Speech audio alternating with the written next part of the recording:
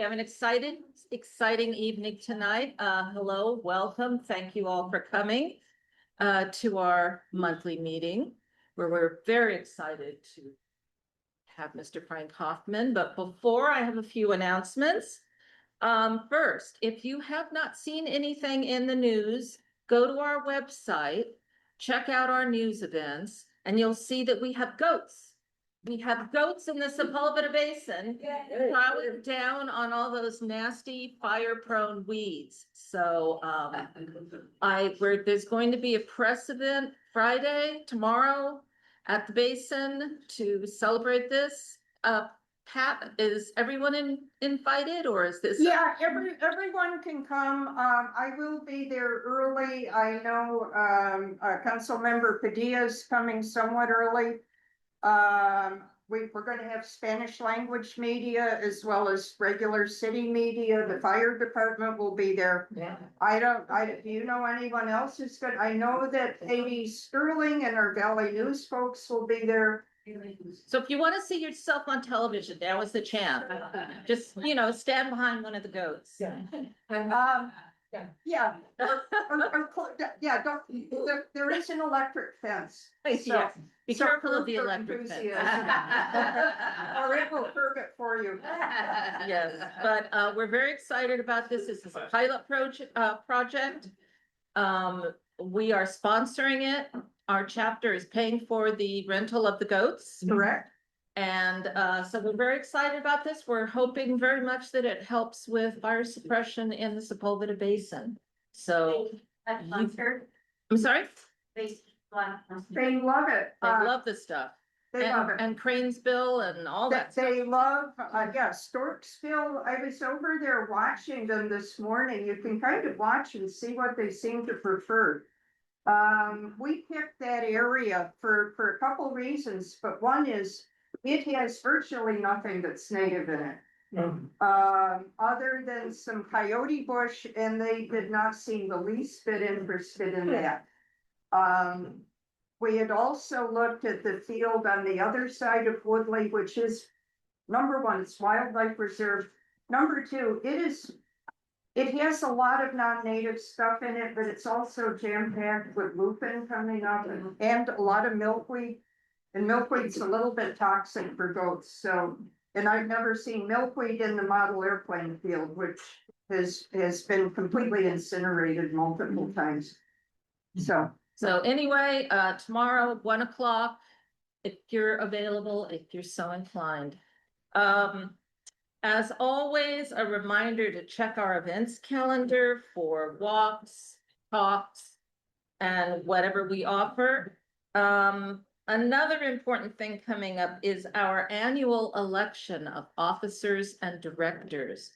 If you are a member of the chapter, even if you're a member through National Audubon and not through individually through the chapter, you are eligible to vote in our annual election.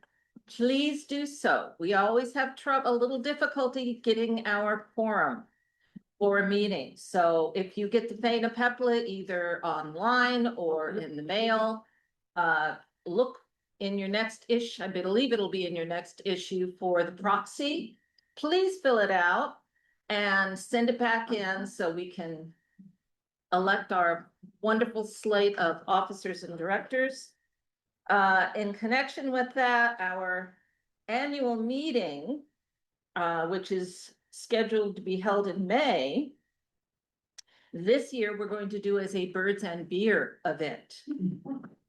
I thought that would get your attention. So it will be May 14th at the Woodley Lakes Golf Course Park. So, but there will be a walk to see the breeding, the owls. Right. We have located the great horned owl nest. It actually is in Woodley Golf Course this year. And we'll probably, that's going to be right around the solstice. So it'll probably be a rather late meeting. Right. I'm guessing we would start 7-ish. Okay. But I have, we'll have the announcement in the on the website. The information will be on the website, so keep an eye out for that. And in line with our other kind of end of season things coming up is our awards dinner, which will be June 6th this year. And we're hoping to have it at Franklin Canyon if they actually manage to fix the road. But that is kind of a day by day thing. So, again, check the website. That's always your best source for up to date information. Anything else? I do, Is Joanne on the line? I do Your not, membership all up to date? Right on, yeah, all right, all your membership's up to date, cool, okay, just checking. Pat is checking to see if Joanne, All our right, hold on. program chair, is in the meeting and able to, she is going to be introducing Frank. I don't see her. Let me see. It's just a machine. I guess if we can't find Joanne, I will have to wing it. I'm sure you'll correct me. Oh, no. It's all up to interpretation. I do not see her on here. All right, well, I will go ahead then. And feel free to fill in anything I leave out. Oh, boy. I believe you run the visitor center or staff the visitor center at Placerita Canyon. You're pretty much, yep. If you have never been to Placerita, I urge you to go. It's a beautiful place. It's where my husband and I practically started bird watching Or, 40 years ago. More than 40 years ago, when there was still water there year I round. got one, oh, man, yeah, we missed that year round. It's there right now. Yeah. A couple of good downpours lately, so I got water that's running about 15 miles an hour, and up the creek in Placerita Canyon will actually end up in the Santa Clara River up there in Santa Clarita Valley. We're only like 30 minutes away, and you're in the middle of an oak woodland up there. Yeah. And then that river, of course, will end up in the Pacific Ocean, so that gives me an opportunity to talk about, the riparian habitat. And this creek, everybody, will end up in the Pacific like 4 or 5 days from now, if all the conditions are right, people aren't building dams. So that's just about that. Well, I'm not much sure how much more I can say about it, other than you should get yourself up there. They have a wonderful, they have flight cage, well, not flight Yeah, cage, no, but no. they have live birds there Yes, who ma'am. are there for rehabilitation or are not able to be released because they have, some kind of permanent injury and challenges. Yeah. And it's a great way to get up close to some of these beautiful birds. And it's a lovely walk. And people tell me you know a lot about raptors. So A little bit about, I'm gonna let you talk. Let me start by saying this, my little disclaimer. First, I apologize for my being deaf. I can't hear, so I might run up to you if you're gonna ask a question. My partner Colleen is here to help me out with that too. Thank you very much for that introduction. Okay, so, good evening, ladies and gentlemen. Thanks for coming out tonight. I am a Valley boy. First off, let's go back to the 60s. Okay. I'm a Valley boy, born and raised, born at Valley Press Hospital in Van Nuys. I grew up in the North Valley, Sepulveda, Northridge, North Hills, they call it different names over the years. Chatsworth, West Hills, My name is Frank Hoffman. I am the Recreation Services Supervisor here at the Placerita Canyon Nature Center. I have been on my job there, ladies and gentlemen, for over 30 years. I have old friends here from the Nature Center from back in the day, before they retired and moved out of the area, but recognize you tonight, my friends. I absolutely thanks for being here. I brought my friend Colleen. She is a docent in training right now at the Placerita Nature Center. We're in our 14th week of docent training. Today I was thinking about animal interpretation and handling techniques and things like that. So we're about halfway through that. Before I really start anywhere, ladies and gentlemen, before I go anywhere, I want to give a shout out to my friend Art Langdon. Okay, some of you may have known my friend Art Langdon. After he and I were teaching the Santa Susana Pass docents, birds and birding and all that, within a month or two, my queen, Art passed away. So he's not here anymore with us on the planet here, but he's in my brain. He's with us all the time. Everywhere I go, Art's with me. Remember Art's charts?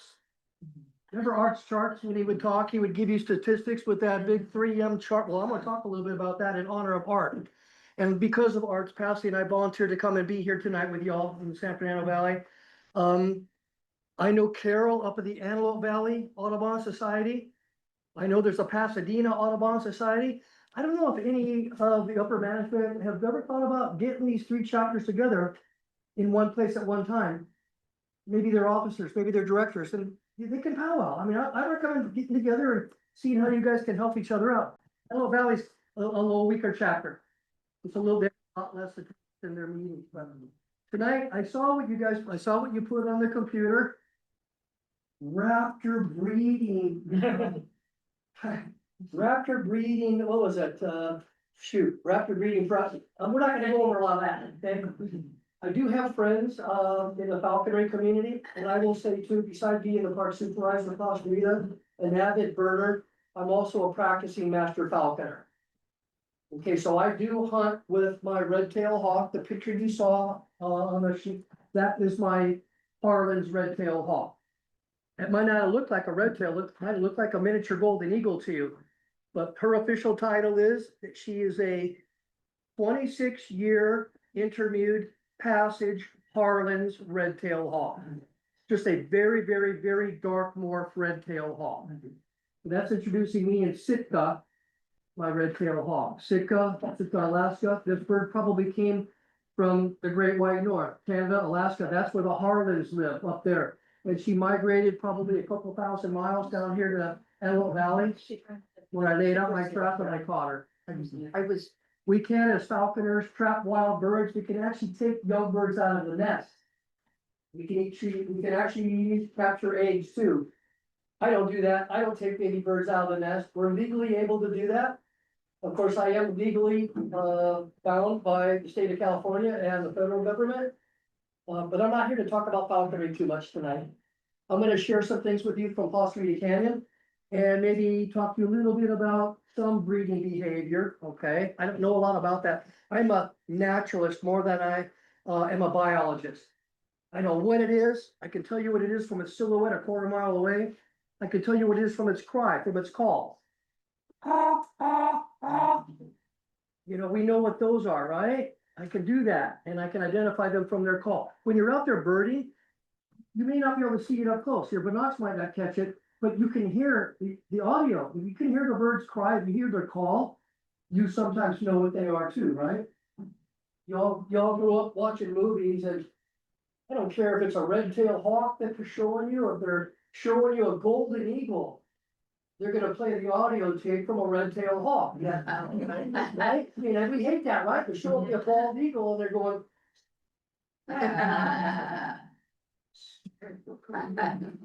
That descending cry that the adults make. One, if they feel threatened in their territory.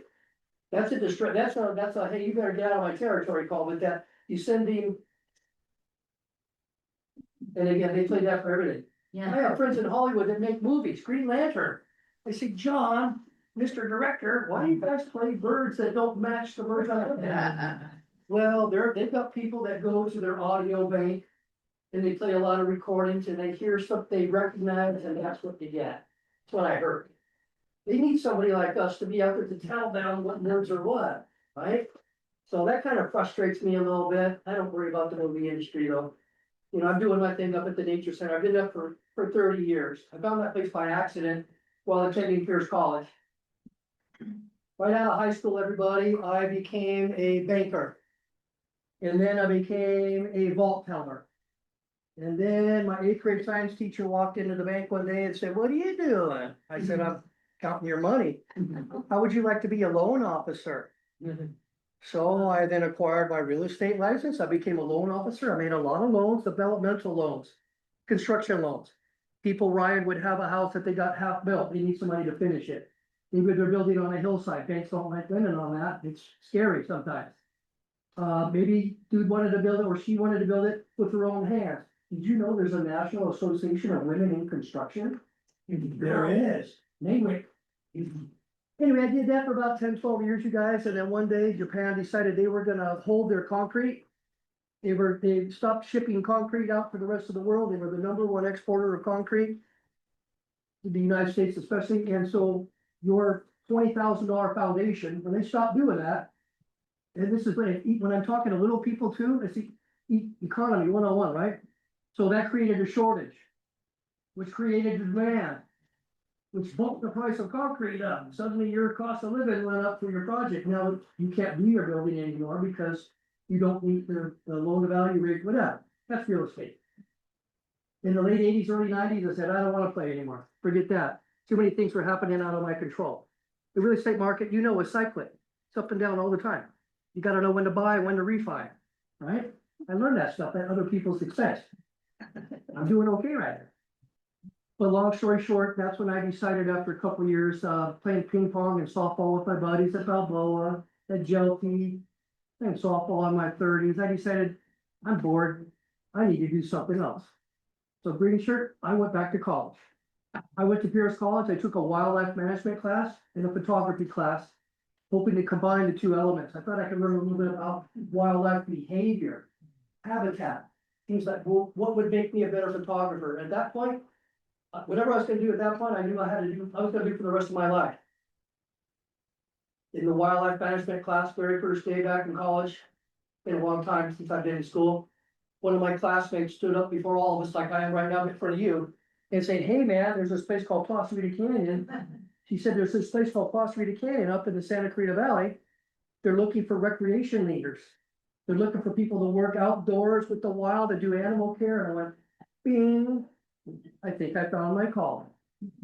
My mama back in the 60s would take me everywhere through this valley, the parks, the ranches. Remember the orchards that we used to have back in the day?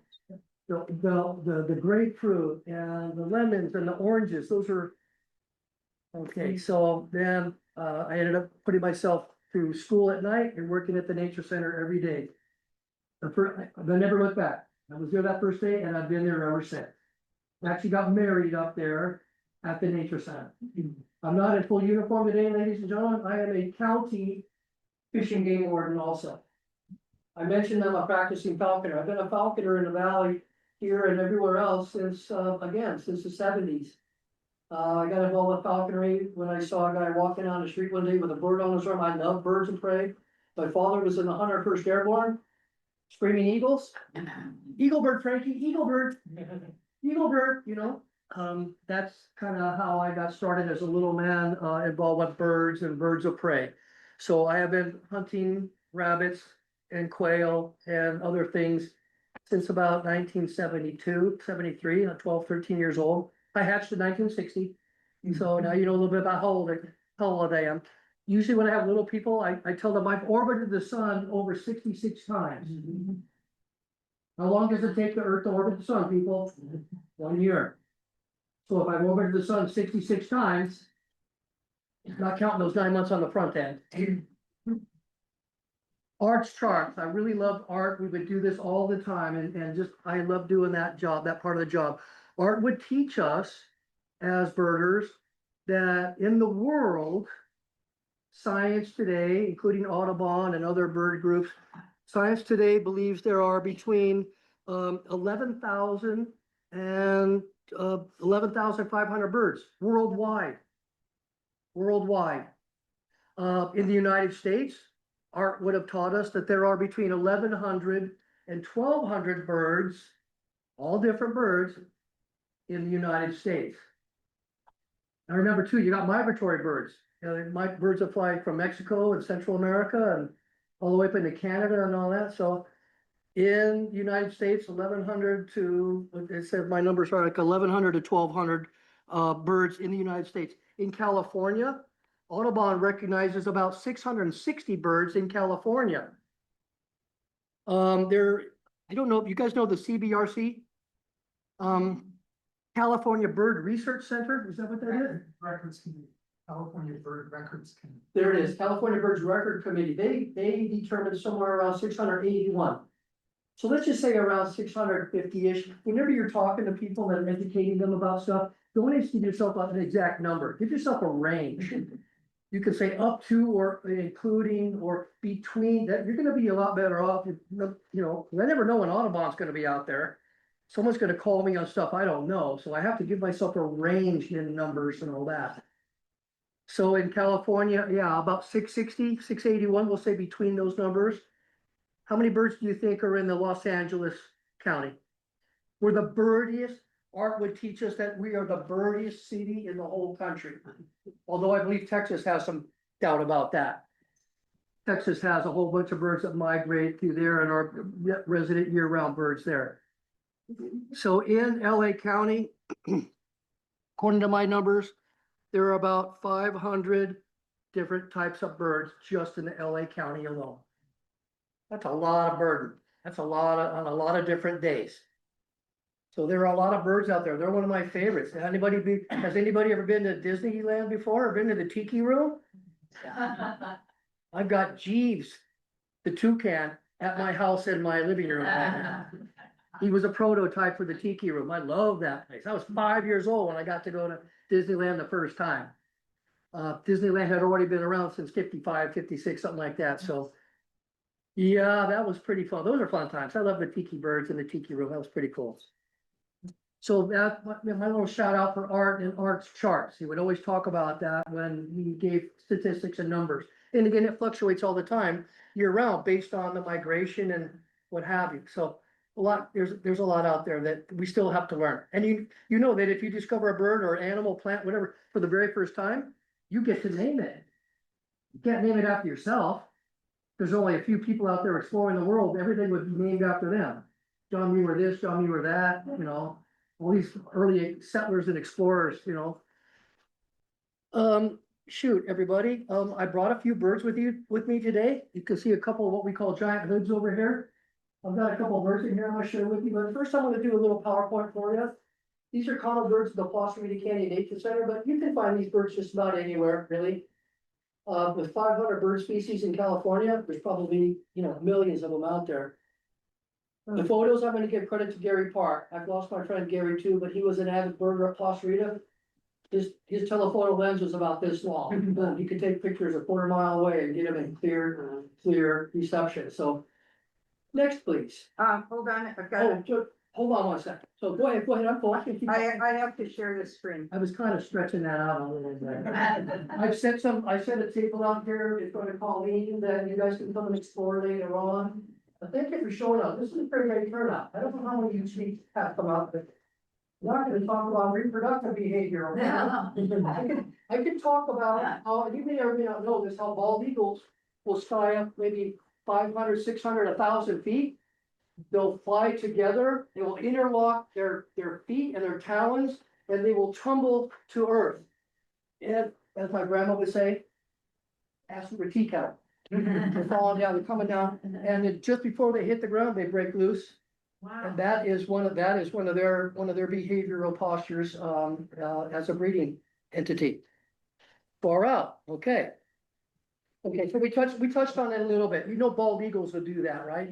If you haven't heard that before, you can probably research that on any computer right now. You probably have a little machine in your pocket that will allow you to research that, right? There it is. I saw that. Okay, well, that's what Ranger Frank used. Boys and girls, do you know what that is? It's actually a telephone, my man. Called a flip phone. You follow me this way. I don't do Twitter, I don't do tweet. Yep. I don't do Facebook. What do you call it? Facebook? I don't text. I've never texted anybody and I don't do text. Try not to text me. Call me at the Nature Center. In fact, if you want to record this, if you want, my email address at the Placerita Nature Center is my name. The first initial of my first name, F. Hoffman, Hoffman, at parks.lacounty.gov. You could probably contact management here if you want it. That's great. Otherwise, just know this, I'm up there Wednesday through Sunday from 11 to 7:30. You want to come up and visit me? I'm the weekend guy. As my queen explained, we have several live birds on exhibit there. We have a turkey vulture that is on exhibit. We have a barn owl on exhibit for the public to visit, and we have a red-tailed hawk. And we are first and foremost an educational facility. We don't do rehabilitation. We can, educate people with the birds that we salvage that would otherwise, have to be put down because they're, again, something's wrong. It could be neurologic damage. We could be missing, your right wing from your wrist. I have a red tail up there, agent that's in the enclosure, that's missing her right wing from her wrist, so she's missing her primary flight feathers. That doesn't do for a red tail hawk. That's why she's there. And all of our animals, I didn't cue you yet. When animals don't do what they want. So, she's missing her right wing from her wrist. We have a, barn owl there that is imprinted on people. If you don't know what that is, I'm gonna go over that. And a turkey vulture that's missing her left wing completely from her elbow. Totally non-flighted. But that's okay. They get everything they need. Animals only care about 4 things: eat, drink, poop, and make babies. Now, we don't have breeding permits. So we don't, put mama and daddy red tail together. But we do have permits for education and stuff. We can save a bird and use it as an animal ambassador, an educational tool. That's what I do all day long. In other words, boys and girls, I get paid to talk. I get paid simply to talk and to share my cool stuff, my experiences. I was teaching docent training to the Placerita docents today, again, about animal interpretation and basic animal handling. We covered a lot of stuff today. I had them for 3 hours and I covered every minute and still had a lot more to say. Yeah, you can hear somebody bouncing around out there right now. Yeah, she's not gonna knock the box over, but she's not used to doing this, but I'm working her, so you guys are getting you're getting a beautiful, bird tonight. And she's working, trying to, she's making her pay, she's trying to help me do my job. Acorn woodpeckers are very, very common bird at the Placerita Nature Center, maybe even here in the San Fernando Valley.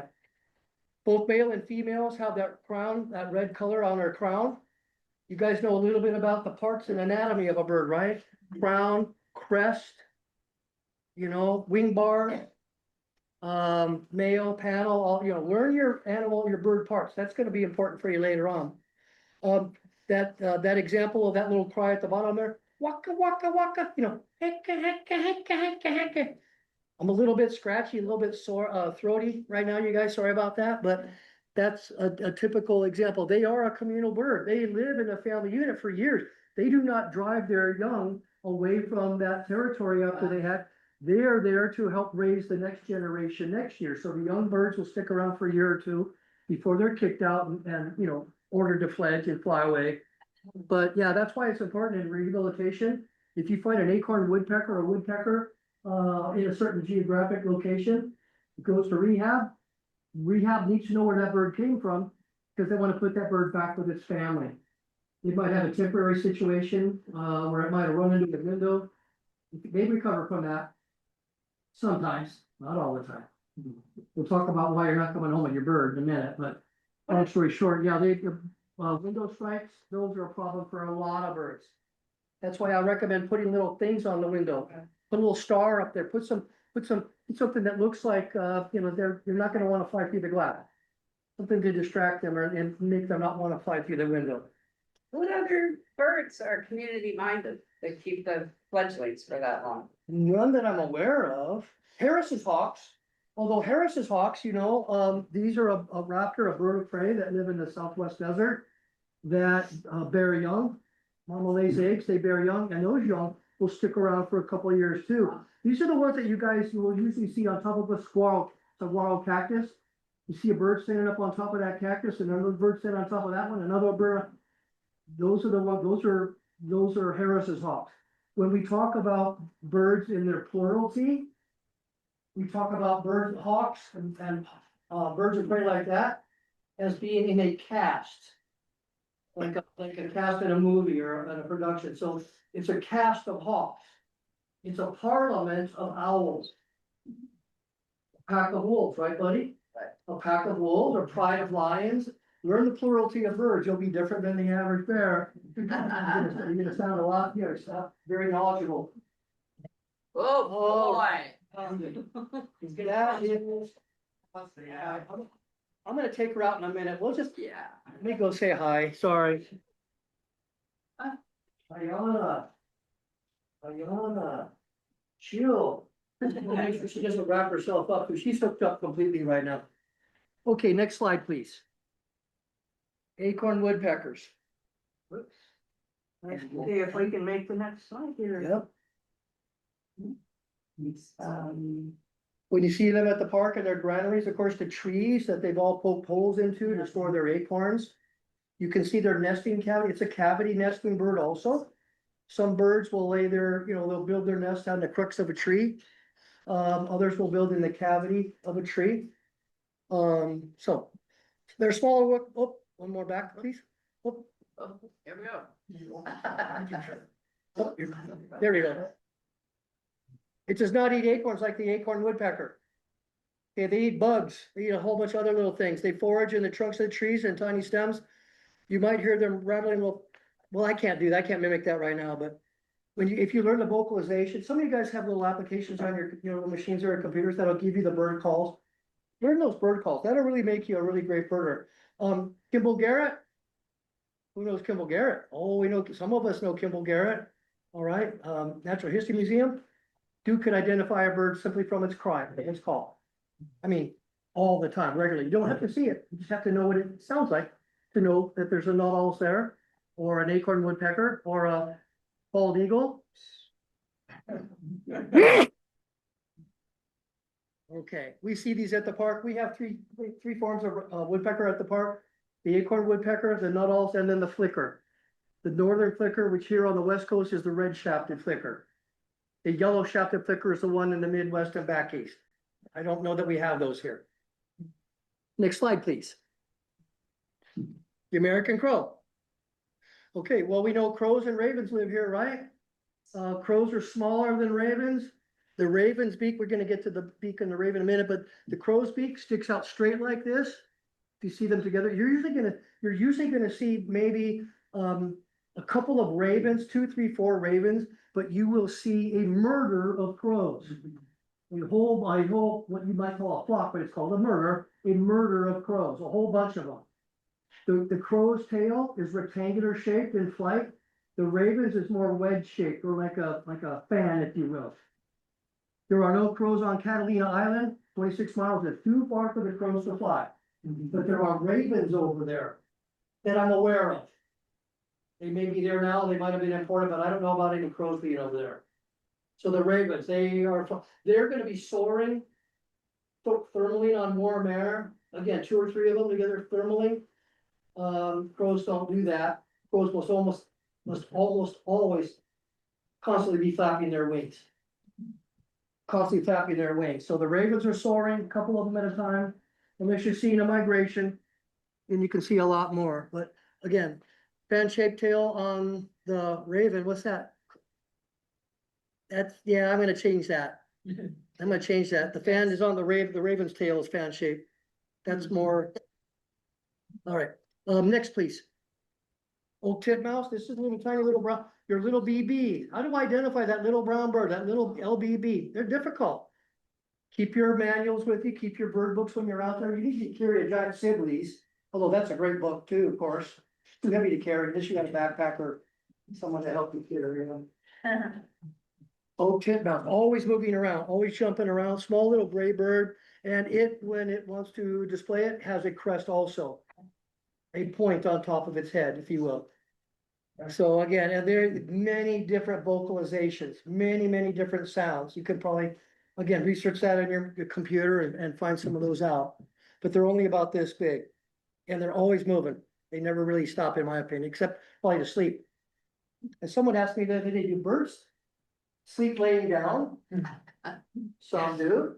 And a lot of birds sleep standing up. Ayana. Never happens, right? Okay, next slide, please. The western bluebird. Man, I love the colors of these birds. They are foxy, in my opinion. This is an adult male. Remember, there's breeding plumage. There's an example of breeding habitat or behavior. The males will change color at that breeding time of year to attract the females. You wanna get the girls' attention, and of course, generally, the male birds are better dancers than the girls. Yeah, we're better dancers, and we're more colorful, we're a little more handsome, we're better dancers. That's the display for you, that's to get the girls' attention, man. We wanna make sure we get your attention. In fact, some of us were talking about the great horned owl a little while ago, and you were hearing two of them, right? You hear them across the column from tree to tree right now, maybe from one side of the canyon to the other. The male great horned owl, remember, it's a 4 count. 1, 2, 3, 4. The male has a lower voice than the female. If you hear ooh, ooh, ooh, ooh, and ooh, ooh, ooh, oh, there she is. That's good. There it is. Oh, yeah. 4 count, 5 count, I'm sorry. 4 count, 5 count. Did you do a 5? I don't know. Try again. Ooh, ooh, ooh, ooh, ooh, ooh, ooh, ooh. There it is. There's 4. A little bit lower. There it is. There it is. We know they're finding each other. Yeah. So yeah, if you're hearing 2 owls talk across the tree, which the male has the lower voice, the female higher. So ooh, ooh, ooh, ooh, ooh, ooh, ooh, ooh. We know they're finding each other, because then you hear this. Ooh, ooh, ooh, ooh, ooh, ooh, ooh, ooh. No, it's something a little bit different. Ooh, ooh, ooh, ooh. That's how you know they found each other. Yeah. I don't think I've ever done that to you before. Love these western bluebirds, another cavity nester. We build bird nests sometimes, and if you build them, sometimes the western bluebird, they will come. And they're migrate, they don't live here, they don't live at Placerita year round. They migrate through during certain times of year. Again, bird boxes, insects, seeds, berries, and nuts. And usually right about now is when I have little people in front of me. And I'm reminding all the little people and all the adults, just because the animals eat the fruits and nuts and berries, boys and girls, doesn't mean people can. They can ingest things and digest stuff that you and I cannot.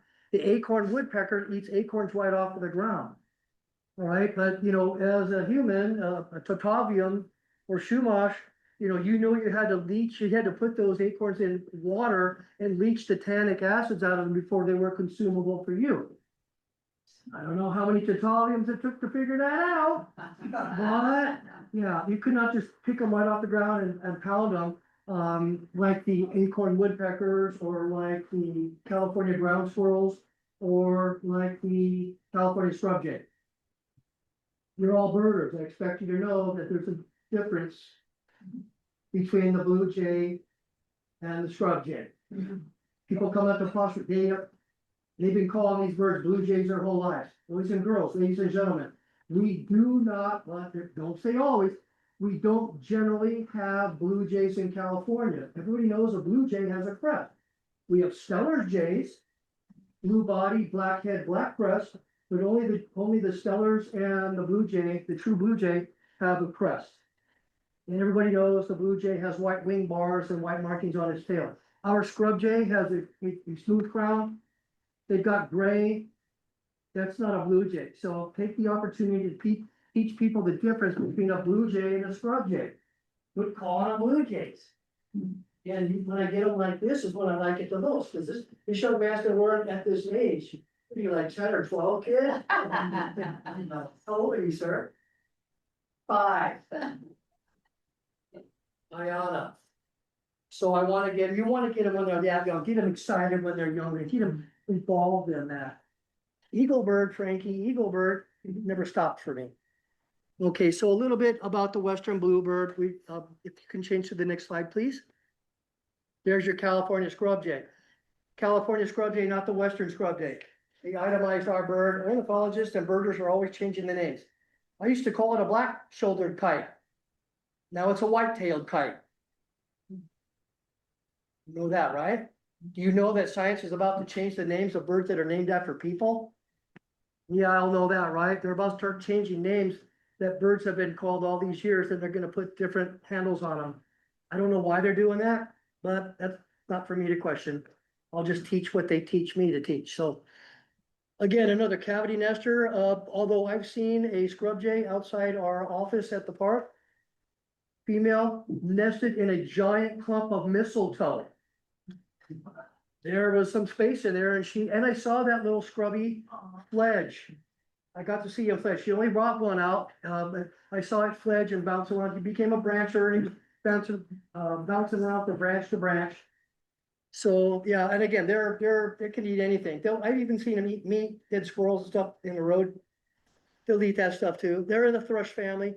When I did this thing with Art, you guys remember the collection that the Audubon Society has? She's got like 30, 40, 50 taxidermy birds we would share with you guys. In fact, Audubon does have that available to you still. Yes, ma'am. So maybe talk to your leaders, your leadership and say, hey, man, can we get a couple of those taxidermy birds out? And I'm sure, given the right moment, the right time, they will do that. I mean, it's an incredible collection. Tens of thousands of dollars worth of birds. When my friend passed away, they were at his house. I was the one that went and collected them from his house. They were all at my house for a while. And then I had to make sure I got them to the Audubon as soon as possible. Because I didn't want that responsibility. They're precious to me. They are precious. Do you have a question, Joe? Oh, sorry. Okay. Okay, just, know your birds. Again, this is not a blue jay. California scrubby, not a Stellar's jay. Let's see what the next slide is, please. Oh, you got a clicker or is it doing it? Oh, you got, okay. Red-tailed hawk, we know that they don't reach that coloration in their tail until they're at least 1 year. That's adult plumage. So they don't start breeding until they're about 3 or 4. If you're a red-tailed hawk and you live to 1 year, you are lucky. I'll get to that in a second. Obviously, and the way you pronounce that word, that's a buteo. That is California's largest buteo, broad-winged hawk, soaring hawk. When they're up there, mating behavior for red-tailed hawks, the male will elevate himself above the female up there in the sky, kiting in the wind. They're just up there kiting, hanging on up there. The male will at some point stoop or dive down to impress the female with his diving capabilities and prove to her, hey man, I'm a good hunter. You wanna go on a couple days? Let's check this out. And that's how the male will eventually receive the male. And he takes her presents too. He will take her sticks and branches and things to try to impress her and get her to go out. I don't know what kind of dance he does, but that aerial exhibit is really all he needs. Hummingbirds, vroom, vroom, vroom. They are impressing the female on their diving capability. They'll dive 20, 30 times to get that girl's attention. And sometimes that doesn't work. Sometimes that doesn't work, but that's another breeding behavior for hummingbirds. Anna's and Alan's hummingbirds are the most common I think we have around here, everybody. That beautiful chartreuse throat, that's not a ruby-throated hummingbird. I had to learn, I thought that was a ruby-throated when I was a kid. And I learned that's not. Short, broad wings, rufous-colored body. The females are larger than the males. Most raptor species, the females are larger than the male. When I'm talking to a school group, I tell the little boys, dudes, girl birds of prey are bigger than the boys. You may be a better dancer. You may be more colorful with your beautiful breeding plumage, but girls are bigger. What's that tell you, boys? Girls rule. And the boys go, and the girls go, yay, yay. And they mate for life. They are monogamous. But if one of the other passes, they will find another mate if they can. There's not like the European stork, I think, that only mates once in its lifetime. Once its mate is lost, that's it. That's what I think. Ranger Frank knows a little bit about a lot of things, but I don't know everything. Somebody check that out. My research and development department is already working on that right now. All right, females nestlings call to male for food. That young bird, that young red-tailed hawk, after he's fledged and left the nest, he's looking for food. He's calling mom and dad. It's a different sound. It's more of an elevated sound, more like.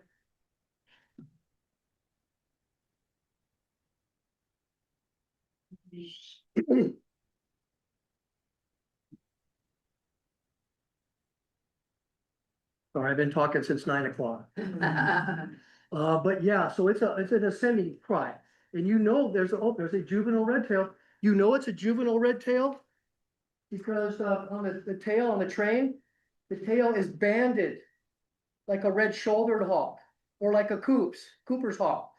When they're immature in their first year, they're banded. We as falconers only take birds out of the young population. We never trap birds that are adult breeding birds, potentially breeding birds. And here's why. Let's use a fictitious number. Let's say 100.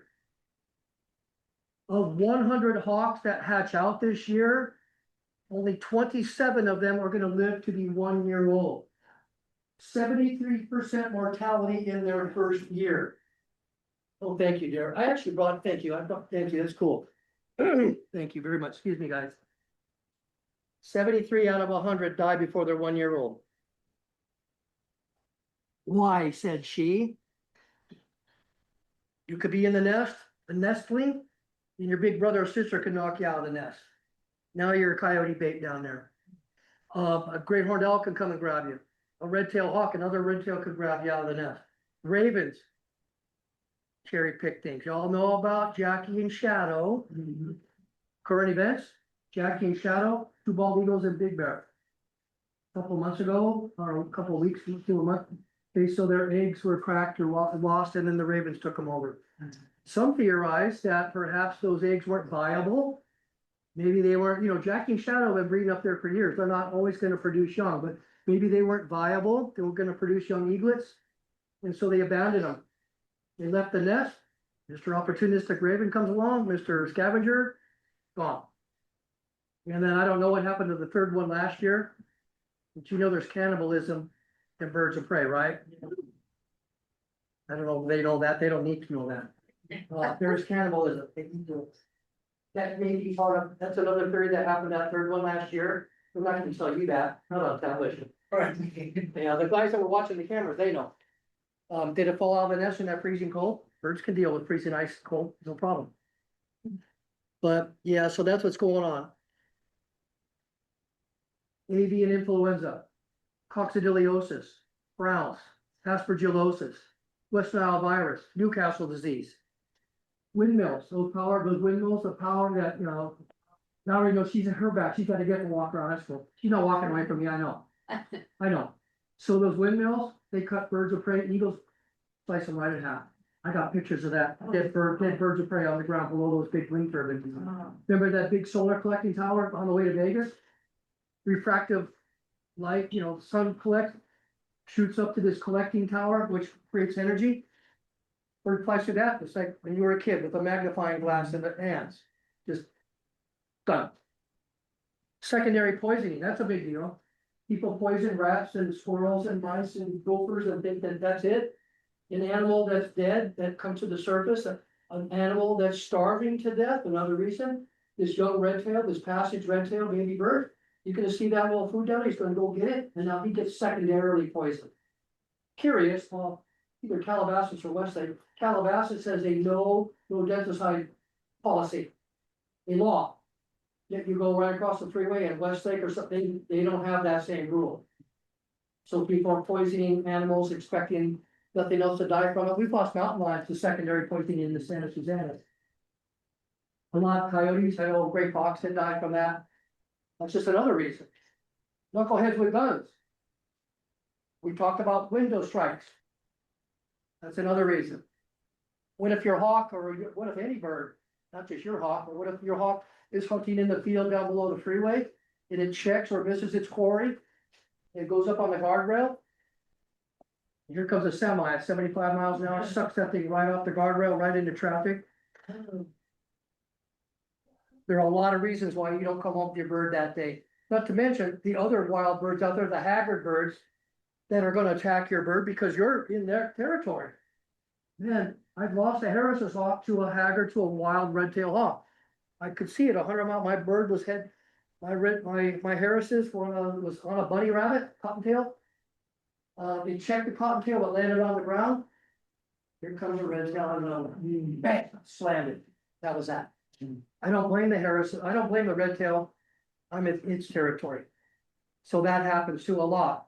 If your bird's on the ground, eating a rabbit or trying to dispatch a rabbit, and they have bells on their legs, sometimes we put bells on their legs so that we can identify where they're at, especially when we're hard of hearing. Coyotes learn that. They learn that sound. They know what happens when that happens. They hear jackrabbits screaming. They know that the jackrabbit's dying, so they're gonna curiously approach it. And I've had friends that have lost their birds to coyotes before. There's another reason you're not coming home with your hawk that day. At the end of 5 years, my lady.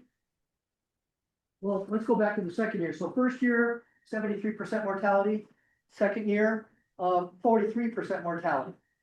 So of the remaining 27 birds, only about half of those are gonna make it.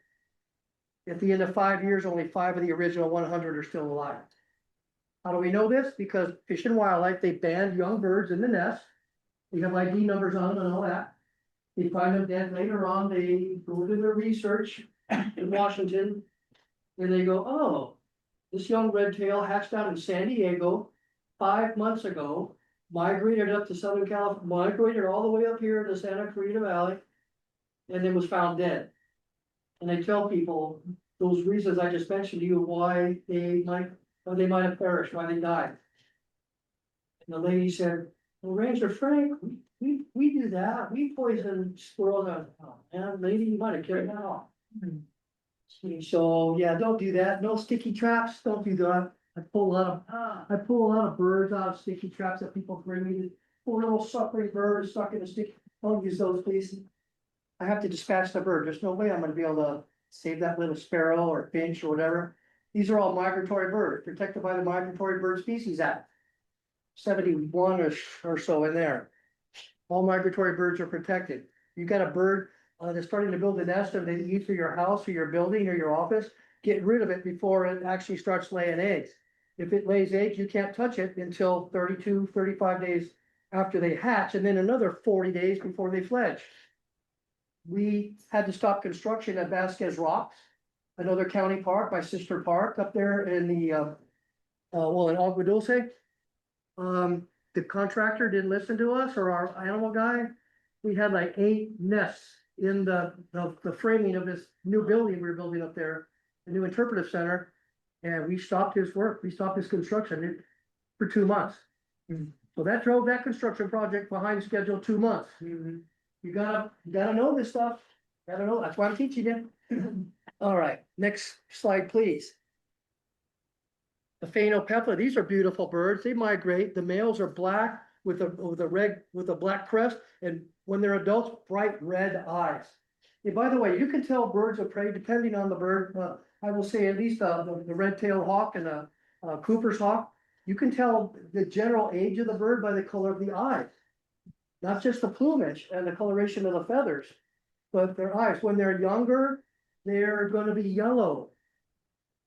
When they mature after a couple of years, those yellow eyes turn orange. I'm talking about the accipiters, the short wing, hawks, the true short wings, the Coopers, the sharp shin, the goshawks. These are true short wing hawks.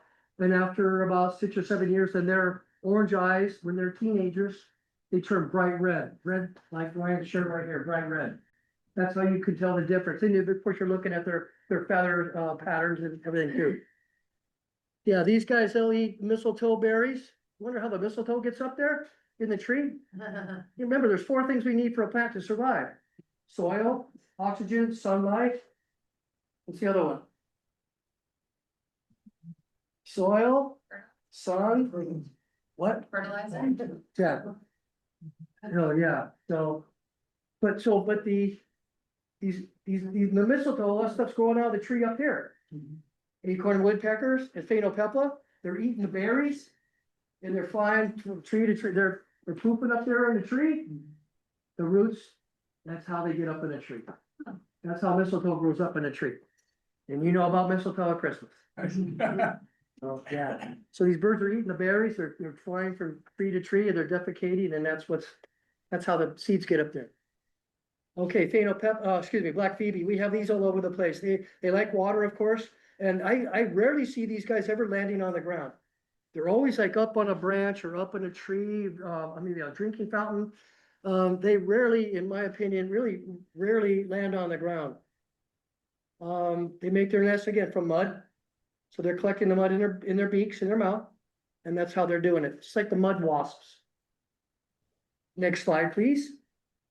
And did you see how the female decides the location of the nest site? There's your common raven, okay, totally black. About the size of a small red tail, I guess the same size there. Somebody did this for me. Again, they're often in pairs. You'll see them together this time of year especially. Again, the wedge, they said wedge tape on two, both the crow too, so I'm gonna change that crow one. But again, wedge shaped tail, bigger curved beak. That beak is curved downward at the tip versus straight out like the crow. So downward curved beak. Very smart, very intelligent. We've heard of ravens, taking nuts, walnuts and nuts they put to an intersection where cars are coming and going. They drop their nuts, the cars crack the shells, and there's the birds swoop down and get the nuts. This happens in England a lot too, I understand. Very inquisitive. They don't deal with change very easily. We have an American crow at the park. And anything new, Stevie, we don't know if it's a male or female. Stevie has an issue with new things. We don't give him behavioral toys because he freaks. He doesn't know what's that. They don't adapt to change very easily. They have to, adapt over time. Again, they soar and glide, flap very slowly, a couple times maybe. That's the difference. And you're gonna see them over the mountain and the hilltops.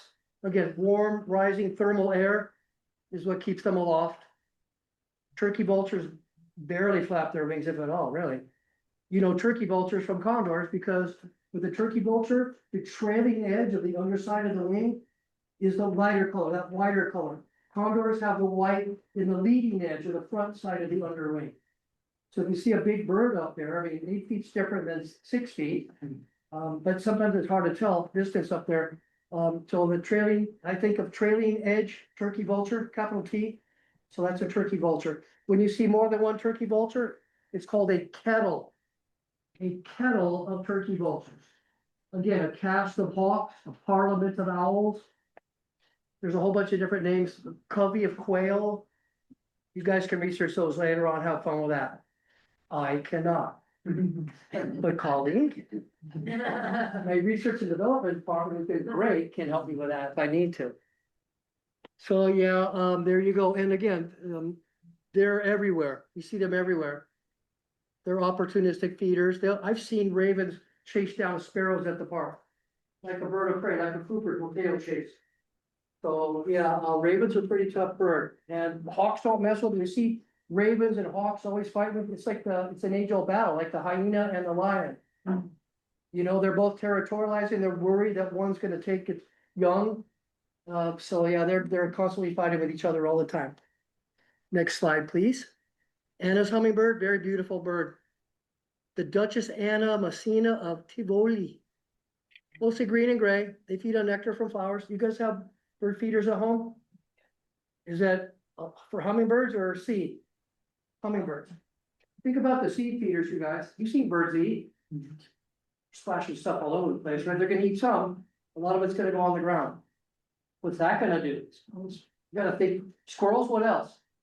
Rats, mice. At night when you're sleeping, squirrels, rats, mice, they're there on the ground eating the seed. What eat squirrels, rats, and mice I'm worried about? Snakes, rattlesnakes. You might be unintentionally inviting snakes to your property, people. People don't think about that. No, I didn't think about that, Ranger Frank. But yeah, right?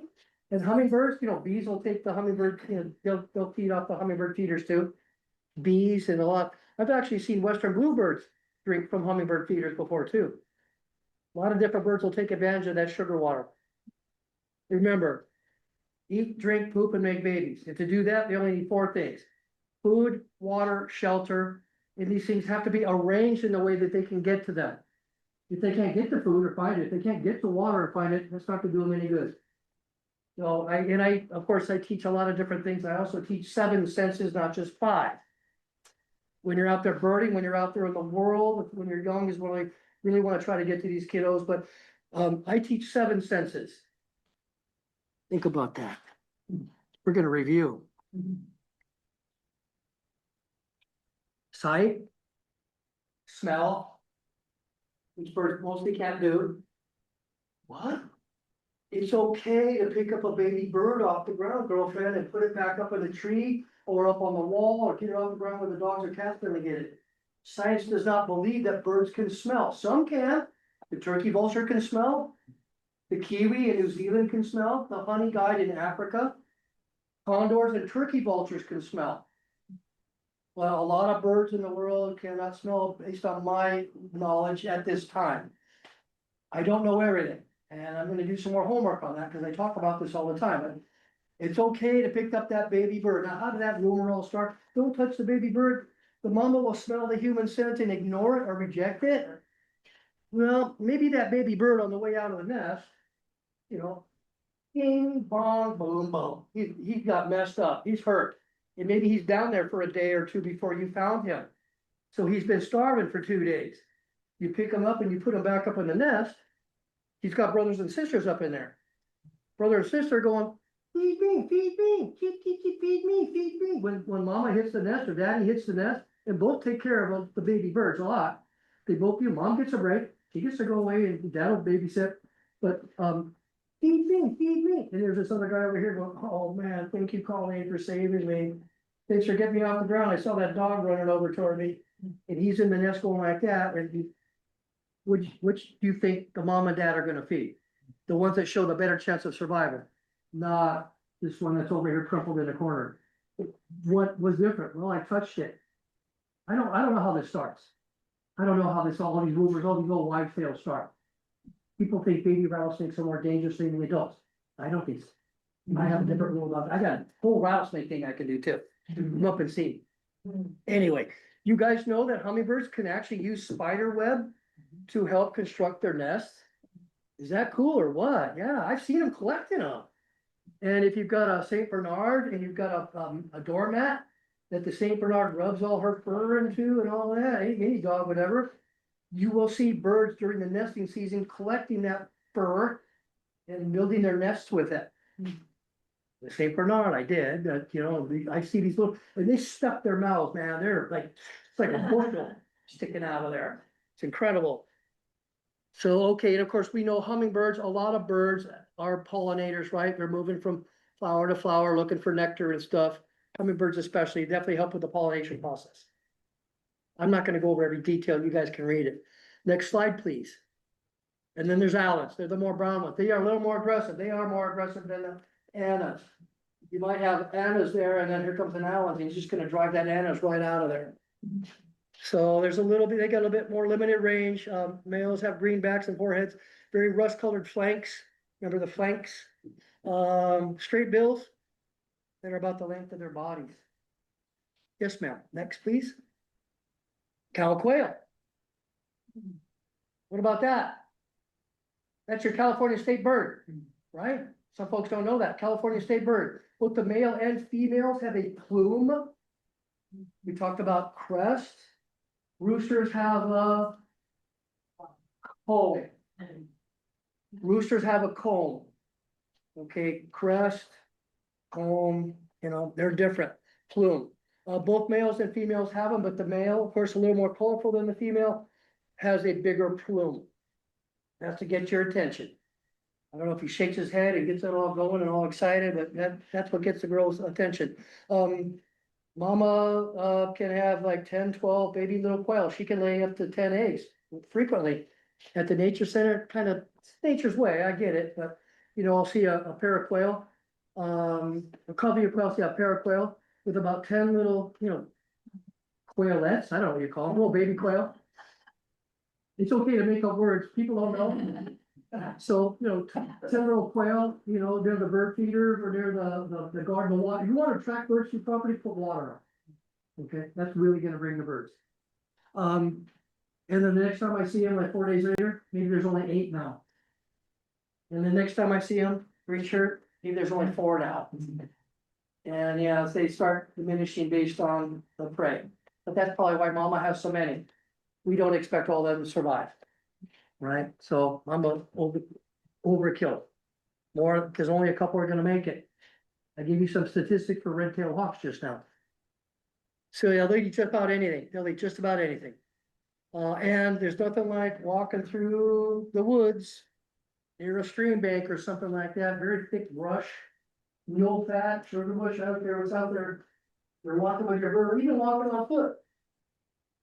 And suddenly, out of nowhere, Do this, I don't spit on anybody. Right? And think about 30 of those going off. That'll scare you if you haven't been scared before. Ever been scared before? Yeah, me too. I know what that's like. So yeah, quail, when they take out a whole bunch of them. Exploded short shot, but yeah, there you go. I tripped when that happened. I fell. Let my bird go and I fell. Okay, the scale, remember there's scaled quails, mountain quail, a lot of different flavors of quail out there. Your state bird is a California quail. Yes, please, next shot. Taltohis, you guys have seen these before? These are a little bit bigger than the LBBs, these are a little bit bigger. At Placerita, we have, California towhees and we have spotted towhees. Right now, we have Cal thrashers there. Those are the birds with the very long beaks. And they're up there, and I'm teaching the kiddos about how they're using their feet and their beaks to move the leaf litter away from below the rocks. And boys and girls, what are they looking for? They're looking for insects to eat. So when you're out there, you may not see the animals, but you'll see the signs or evidence that tell you the animals are there. If you see a snake skin, you know there's a snake out there somewhere. But yeah, they, and you know, their call is kind of easy. It's kind of a little pipe, they make different, I can't do them right now, but listen to your vocalization. That's a great way to identify birds in the field. Next slide, please. We're getting there. There's your spotted towhee. Very pretty male.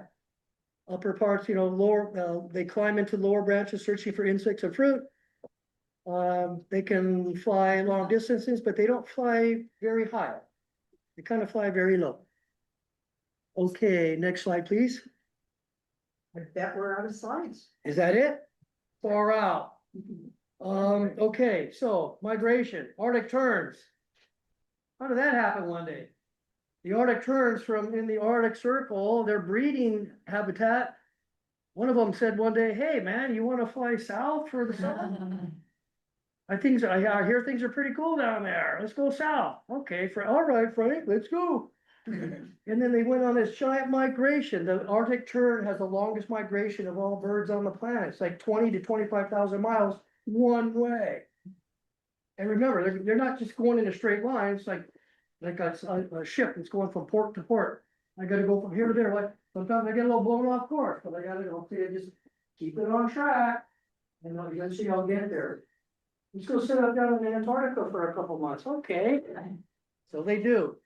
And then they fly back 40 to 50,000 miles every year back and forth from their breeding territory, their habitat up in the Arctic. That's crazy.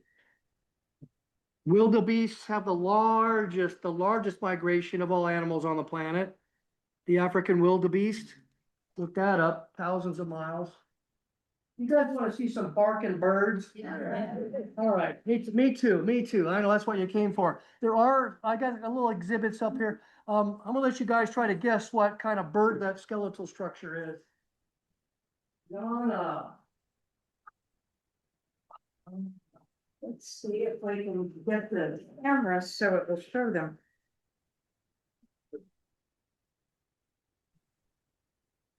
She's wrapped up in that on fire again. Nope. Yeah, a little bit. Hold on. I talk to my birds like I talk to people. You know, she's my girl. This is not my red tail. This one belongs to the park. You saw my dark red tail. My red tail is a 26-year intermute passage Harlan's red-tailed hawk.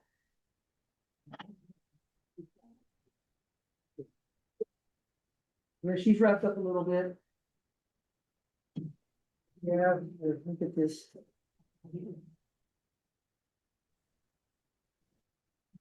All right. Oh, I don't have you yet. Uh-oh. In fact, I don't have you at all. The leash just came off. All right. Hold on. Ouch. Gotta find a swivel. I gotta find a best this I can scan it. Okay. Now I got it. Okay. So she just kind of pulled out of her equipment a little bit. and fix that, just did.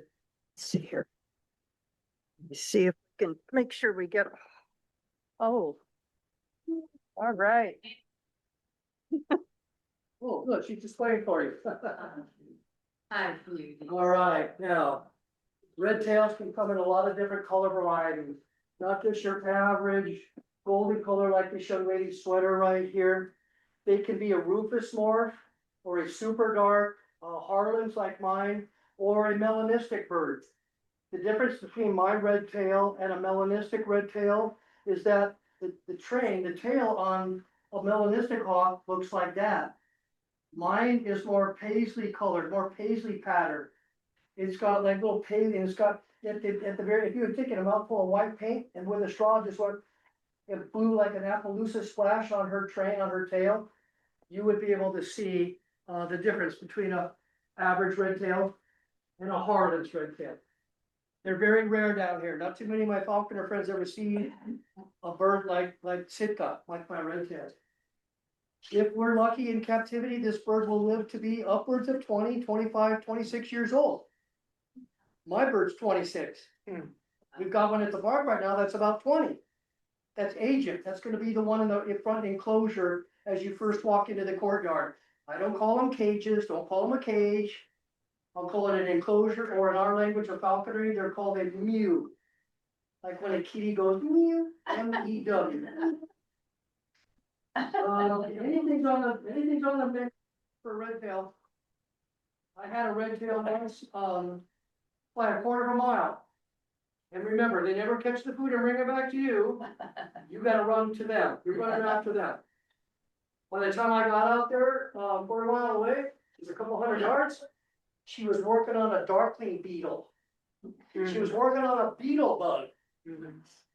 Not a snake, not a lizard, not a rabbit, not a squirrel. She's looking around for a higher perch to take. She might try to fly off my wrist. That's called baiting. Give that a name too. Her wingspan, I'm gonna flare her wings out. She's looking around and stuff and doesn't know what's going on. A little confused. I'll flare her wings for you. This one's a little injured, as you can see. That's why she's in captivity. She was a falconer's bird. I'll bet a squirrel chewed off her toe. Oh, boy. Ground squirrels are very, very tough prey animals. This poor little falconry bird lost her left toe on her left foot. Well, it's not uncommon. Squirrels fight very hard, very, very hard. When I grab squirrels, I'm making sure I use a falconer's glove, very thick, made out of elk or elephant, whatever we got. Not elephant, I made that up, but kangaroo, that's what I meant to say. I meant to say kangaroo, it's very tough, like an elephant. So this is Ayana. She is on exhibit almost every single weekend at the nature center. You all right, girl? Her eyes are dark brown because she's an adult bird. If you're behind that bird and she starts to bend over, get out of the way. They can slice, what we call slicing in my language. They can go to the bathroom backwards from me to green shirt right now. Eagles and hawks can slice or go back, backwards like 6-7 feet. What are you saying? I'm sorry, so when they go to the bathroom, that was a little trick right there. Yeah. But if you're behind a hawk Yeah. and he starts to bend over, get out of the way, because they can shoot backwards 6 feet.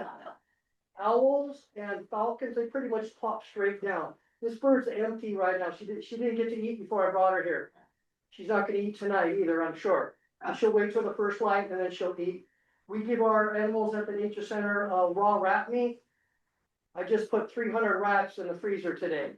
I buy 300, 400 rats at a time. At $4 each, do the math. I have an American kestrel at the nature center. He gets little mice. I've had long-eared owls. I think I'm gonna get a merlin pretty soon. Y'all know what a merlin is? Okay, so the American kestrel is the smallest falcon. The merlin's the second smallest falcon in the United States. She's hooked up with anklets around her legs. Anklets around her legs. And then there are pieces of leather that we use that we call jesses. That's how I'm holding the bird with these jesses. There's a swivel at the end of the jesses, and then a leash with a knot on the end so it doesn't come through the other end of the swivel. she just pulled out of her leash, so she was in there without equipment. I didn't bring my net. And if she got up here, I would have had to wait a little while to get her down. So that's how we restrain our birds, that's how we hold them. Then I'm gonna wrap this leash up on my wrist like I was a little boy at Disneyland. I was 5 years old at Disneyland, had a Mickey Mouse balloon. We were on the tram, heading back to the Goofy department, the Goofy section. I lost my balloon. It hasn't happened since. It'll never happen again. Sometimes falconers will use this little D ring to tie another, to get another swivel on here. There are French clips and all that. You can hook them up so they're double hooked up. In falconry, I'm gonna put my glove up. I'm gonna jiggle my hand a little bit. This thing's gonna be flapping around. I've already trained my bird to come to my glove for a tidbit of food. When I blow my whistle and put my glove up and the bird sees that tidbit of food, it's coming. So my whistle's over here, I won't blow it right now, but it's how you train animals, right? You behavioral, you're changing their behavior. So, and I have trained a cat, you can train cats. I trained my cat to sit, hand signal, and reward. Mammals, will reward with loving. Oh, good girl, Sydney, good girl. You climbed a 20-foot ladder for a piece of chicken up there. And then I climb up and I bring her down on my shoulder. But I taught her how to sit by command. I gave her a reward. We'll do it every time. People laugh at me when I say this. You guys want to know how to teach your kids? If they don't do their chores, don't feed them. Don't feed them. If they do their chores, they don't get fed. You're gonna teach them really quick to do their chores. They're gonna get fed. But yeah, with birds, they don't care about love, and I can't go, oh, good girl. But for food, they will come back for a food reward. Okay, so that's what's happening here. Again, 3 toes forward, 3 toes forward. She's looking for a perch. She wants to go up, but she has no idea where she's at. She's looking around right now for someplace to go. But she feels safer with me right now than anywhere else, I'm sure. The most common toe pattern in birds, 3 forward, 1 backwards. Owls, 2 forward, 2 back. Woodpeckers, osprey, parrots, macaws. These roadrunners, these are birds that have that 2 forward, 2 backward toe pattern, zygodactyl. That's called a zygodactyl toe pattern. 2 forward, 2 back. Now they can swing their outer toe around, on the outside, not the inside, but they can swing that one around. So it's kind of like 2.5 forward, 1 back. She's she's looking around. I didn't bring my water bottle. No, I don't need any right now. She's okay. It's warm in here. So they don't sweat. They don't glow like you glow. I sweat. Women glow. I sweat. Ryan, we sweat, right? So, but they pant like a dog or a cat. They're gonna pant. This bird really hasn't been trained to a perch. She's always held by hand. But usually I should put my bird could go on a low perch on the ground and she'll sit there for hours. When you first get them, you put them in front of a television set. They get used to everything on TV, the loud sounds, people. Remember, they've never been in that situation before. You're the enemy before that. But once you start offering them a little tidbit of food, I know it's been a day since you've eaten, but you see this little piece of food? About the second day, they start thinking about it. They'll never starve themselves. So once I see that bird looking more and more intently at that chunk of meat, I know she's hungry. So maybe I'll reach forward a little bit and offer this little bird a piece of meat. She'll reach forward maybe and take it. I'm done. I go away for a half hour. I come back later, take a little piece of meat out. Oh, there's another little piece of meat. Still hungry? Now she's bobbing on it. Oh yeah, I want that. That was good. You're not so bad after all. You're feeding me. This is how we do it. So I give that little bird another little tidbit of meat. She eats it. She recognizes me. I'm talking to her. They know your sound. They know your voice. They know your stature. They recognize you. Then I'll go away and I'll come back a half hour later. Next time I give it to her, we'll offer a little tidbit. I'm going to have my whistle out. So it's Pavlovian. So I'm going to give this brand new red-tailed hawk that I've only had for a day. I'm going to offer a little tidbit of meat. When she reaches forward to grab it this time, I'm going to blow my whistle. Beep, beep, beep, beep. So she's starting to associate the glove and the whistle with getting fed. So then we stop, we're done for the day. But she knows that now she's learning the game. I'll go back the next day, or maybe even 5, 6 hours later, whatever, depends on when I start. And I'll offer that little bird a tidbit of meat. Maybe I won't go that close this time. Now the bird's gonna jump to my glove. When she jumps to my glove, I'm blowing the whistle, she's getting a reward. She's going, oh, it's not so bad after all. This guy's not what my mom taught me he was. And again, it's a juvie bird. It's a bird that's in first year, that's otherwise not gonna make it. Falconers, we're pretty conservation oriented. We love these guys. We know how important they are. People don't get a chance to see them this close usually. But long story short, in fact, I don't have a napkin. Could I don't know if I'm just gonna cover that. I'm just gonna cover that. So I don't walk on it and track it around. Thank you, dear. Just wanna do me. Thank you.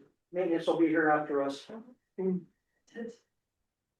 dark stuff is the fecal matter. The white stuff is the uric acid, urine. So eventually I start backing up further and further and further. So now if you want food, you're gonna have to fly to me. Now I got the bird flying to me. It's like the end of, like before their 5th day. And we just keep getting farther and further back. We put them on a longer leash. This is a small leash, it's only about 3-4 feet long. We start putting them on something called the crayons. Now we got the bird flying back and forth regularly. Coming for food, regularly for now the bird's getting the routine. Now the bird's got it. And we go to the park and we put out a 50-foot crayon, so a 50-foot leash. Put the bird on the perch over there, walk back about 50 feet. Now I got the bird flying to me 50 feet. I start walking back to put the bird back, the bird starts running. Within a couple of tries, the bird automatically flies back to the perch. And he's minded. And he's minded. And then I took another piece of ink, and as I start walking back, now the bird, it's like your dog, it's like your cat. When you hit the cat opener, the cat knows it's gonna get food. When you jiggle your keys, dog thinks he's going for a walk. They learn very, very quickly what's going on. You okay, Ayana? She's a good girl. So that's how we train our birds. Eventually one day, 10 days later, 2 weeks later, take a deep breath, take your bird off the leash, off the crayons, and hope that in your training, you've done good. Hopefully the bird will just start, now the bird's flying to you free, back and forth. Now you're ready to offer it some wild game. Now you're going out into the woods, you're going up to the Antelope Valley, and you are the dog. You are the dog. You're the one that's beating the bushes. My bird will follow me from treetop to treetop, from Joshua tree to Joshua tree, telephone pole to telephone pole until I get something up. Eventually that bird learns that you are a potential food source. So when the bird knows it gets put on a scale at home and it gets weighed, remember it's all about, well maybe I didn't say it, it's all about weight management. If she's fat and sassy, she's not gonna wanna come back to you. You keep them hungry. You keep them half hungry all the time. So they're gonna wanna fly back to you for that reward. Okay, that's how you do it. That's how we do it in the simplest of words and the simplest of forms. But eventually your bird learns that when she gets put on a scale, I fly my bird at about 950,000 grams. So what's that, everybody? Do some more math. 454.6 grams in 1 pound. So at 1,000 grams, it's about 2 pounds. So I'm flying my bird at about 2 pounds. This bird weighs about 2.5 pounds right now. They have hollow bones, you know that. They have air sacs inside their body. So the bird, yeah, that's how you train that's how you train anything. That's how I train my animal. Cat can sit. Well, I blow people away with my cat when they see my cat doing that. And she fetches. I taught her how to fetch. So I think I heard you say Yes, that, ma'am. I mean, I had first breeding on black tongue cockatoo in 50 years. I used to breed eyes and macaws. And love and affection, they would respond to love and affection. Those birds would. But the birds of prey, not interested. Not so much. Although there's some that do huddle their birds. Yeah. You know, I want to get near that beak. My old friends have lost the tip of their ears. It's not the beak so much, although that's very sharp on both sides. Ooh, almost. Almost hit the Almost napkin. hit the napkin.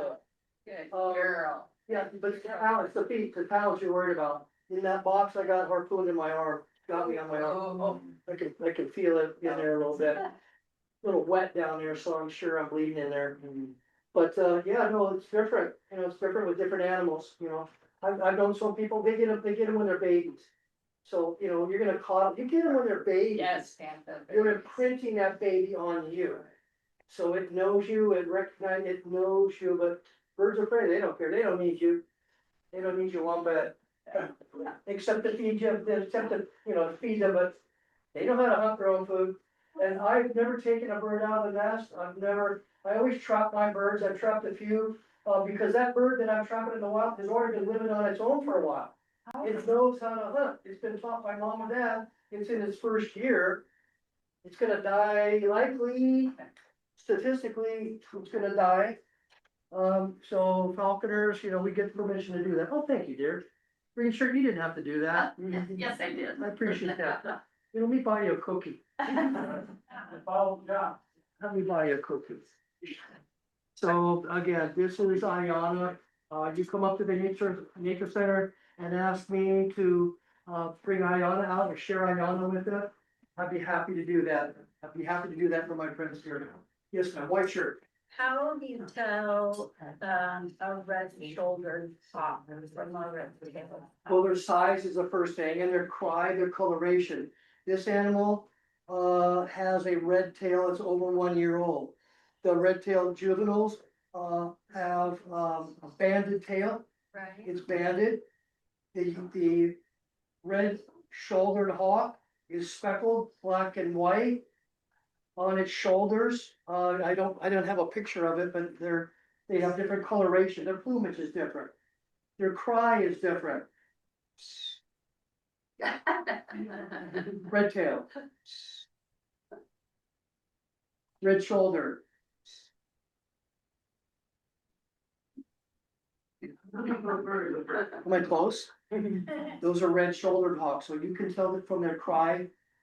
Their wing beat, red shouldered hawks are gonna be more agile. They're a woodland bird, their tails they're a buteo, they're also a buteo like a red tail, but they're not soaring so much as they can get up, but they're more, you know, in and out of the woods and, you know, doing things like tree squirrels and stuff like that.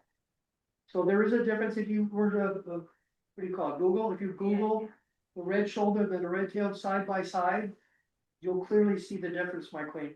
And they're never really gonna vary from that. They're really not gonna really vary from that in their coloration. I know the red tail has like a black line. Yes, yes, ma'am. Exactly, and I did mention too, with a juvenile red tail hawk, they have what we call a belly band. They have a brown, their feathers in their belly, they're brown, looks like you got a belly band, they eventually outgrow that as they molt out. Bald eagles are not white in their head or in their tail until they're like 5, 6 years old. As they molt, as they get older and older, their juvie feathers start to molt out. As the new ones grow in, they start growing in lighter, wider, and wider and wider. Until about 6, 7 years, then that bald eagle adult will have a full white head and a full white tail. They don't start out like that. They might look like a young golden eagle to some people, but now to me, their beaks are different. A bald eagle is a true sea eagle. It's got a big, thick, hefty beak. Golden eagles, not so much. They're true eagles. I have friends that have told me they were thinking about training their golden eagles to hunt deer. The sheikhs in Persia, they hunt deer, they hunt fox, they hunt. Back in the day when falconry started, they used birds of prey to feed their armies as they were expanding their global territories. They were using armies of falconers to feed their armies of soldiers. They would hunt fox for furs to make their clothes and their shoes. They hunted wolves to protect their herds of goats and to herd their sheep and all that. Wolves prey on these animals. They use eagles to kill those wolves. There's a lot of reasons why falconry, you know, is where it is today. It didn't make it to America until maybe 100 years ago. It's not been very popular in America. I'm only one of maybe 350 falconers in the whole state of California. Only one of maybe a couple of thousand in the whole country. I communicate with other falconry clubs. Remember, vote, nominate your directors. vote for your directors, your president, vice president, secretary. I just got reelected as as the treasurer for the California Hawking Club. We are the largest falconry club in the whole country. And I manage their money. I've been reelected several times. I just got nominated again yesterday. Here comes another 2 years. Wonderful. Yay. You could look up California Hawking Club and mine will be the name that says treasurer. That's me, Frank Hoffman. So, and I'd be glad to talk to you guys about falconry anytime you want. This is just kind of a broad, what they call a hybrid tonight. When I think of hybrids, I think of my friends mating peregrine falcons with jur falcons. They're getting the best of both worlds, you know, the best of these two birds' qualities. They hybridize or crossbreed these birds to get the greatest traits to be the best hunters. Maybe a big female with a really good hunting male. Their offspring have a pretty good chance of being great at what they do. So there we go. This is again, Ayana, I have another bird. Want to see it? I know, if you don't stop me, I'm just gonna. She's probably gonna be. She'll be real comfortable wanting to go back. You know, it's like a dog, knows where the doghouse is. Sorry. Nope, nope, nope. Nope, nope, nope. Nope, nope, nope.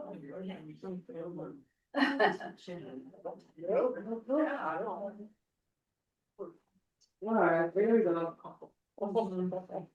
Because she's missing part of her wing, that's why she's going around in a circle. This is called baiting, it happens so much. It doesn't bother them to fly upside down or to spin around like that. So what I wanna do, she doesn't wanna play. When she gets tired, she'll go back. Sorry, girl, sorry, girl. So, don't know. Get up there. Get up there. Now she's hot. Yeah. Kind of how they get their exercise in the day too. She doesn't have full flight. I wanna go back in there. I made it easier for you. Yeah, I thought you did. All right. How you doing, girl? Step up. Yeah. Oh, now she's mad. Oh. Well, now she's grabbing hard. Yeah. Right there. Ouch. Ouch. Oh. I'm not groovy, maybe. I'm not groovy. It's okay. It's okay. Oh, I found it. You'll get up there for me, please? This next word is gonna be nothing like this. Nancy's get another napkin. Yes. I'm a bleeder. Here.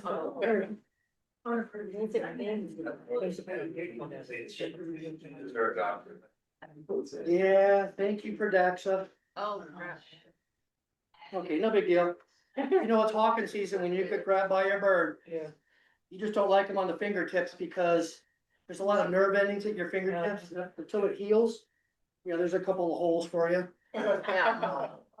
She went past the gauntlet. This next bird, way different. Way different. You can kick, oh yeah, you caught that on film, I can see that. That's terrific. Alright, yeah. I almost don't even need a glove for this next one. How's that? Put that away so the people don't have to look at that bloody arms.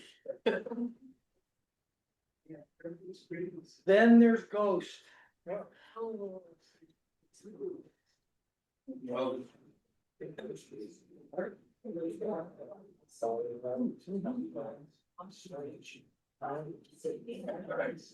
this is gonna be nothing like that.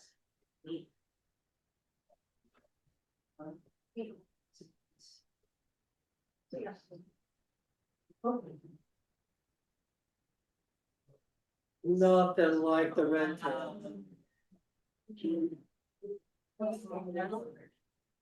That's so cute. This is Ghost. Ghost is an imprint barn owl. Hey, little buddy, over here. Ghost is an imprint barn owl. Somebody found Ghost when he was a young owlet on the ground, took him into captivity, fed him up, which is illegal to do, by the way. There's another map. I got another one here. fed him up, took him into captivity, they imprint within a few days. So this bird did not have mom and dad around when he was young to teach him how to be like a wild barn owl. So without those traits, those hunting skills taught by mom and dad on how to survive, how to avoid predators, how to find the mice that they're gonna eat, he would not have survived, he would not survive on his own in the wild. He looks at people as being a food source. He sees us, he knows we're coming with food, he knows the time of day. He is out on exhibit at the nature center for you to see every day, he's not doing a show. Let's listen very intently and see if I can get him to talk a little bit. Sorry about the blood. Go Steve.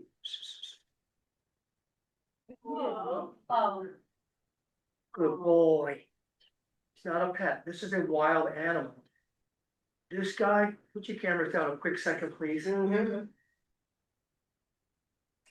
can do anything I want with him.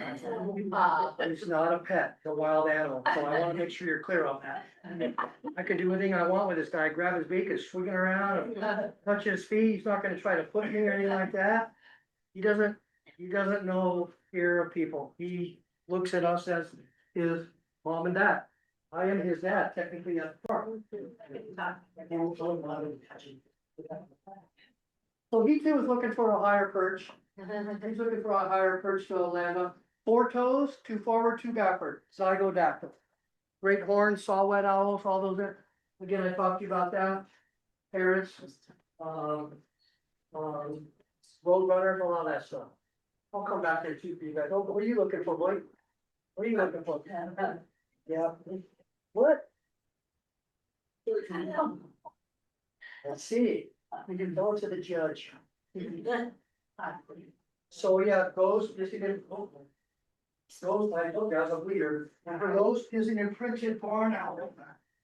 I don't have cooties, you guys. I'm playing. So sorry about that. We know what you're for. May I please have one more of those napkins? This almost never happens.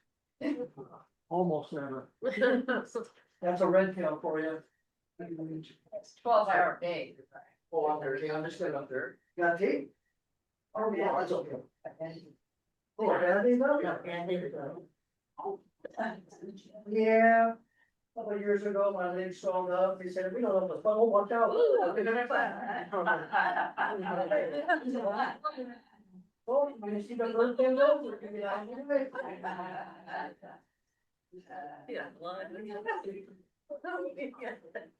Thanks for putting all over the court. We know he's a male barn owl, about 8 years old or so, because of his white plumage.